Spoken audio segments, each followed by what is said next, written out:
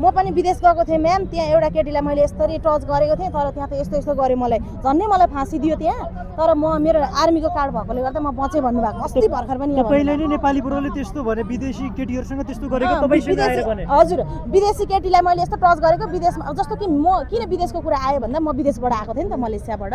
त्यो विषयले लिएर चाहिँ विदेशमा यस्तो यस्तो कडाइ रहेछ, कानुन कडा रहेछ, मलाई झन्नै फाँसी दियो। मैले एउटा महिला मान्छेलाई छोएको थिएँ, तर मलाई चाहिँ मेरो आर्मीको कार्डले गर्दाखेरि म बचेर आएँ म्याम भन्नुहुन्थ्यो उहाँले।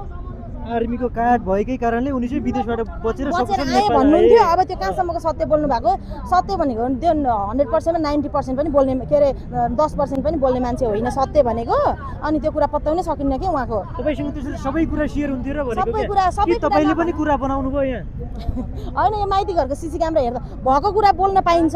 म त्यसैको लागि पनि हिजो आवाज उठाउनु म माइती घर जाँदा मैले लट्ठी पनि खाएँ, मलाई घोक्राइ मुन्टाइ पनि गरे प्रहरीले, जबकि म त्यो बनावटी कुरा गर्नको लागि गएको थिइनँ नि त। अनि यहाँ सिसी क्यामेरा कतिचोटि आउनुभयो, अनि को कोसँग भेट्नुभयो, कुरा गर्नुभयो, यहाँ माइती घरमा सिसी क्यामेरा छ त, हेर्दा हुन्छ नि त।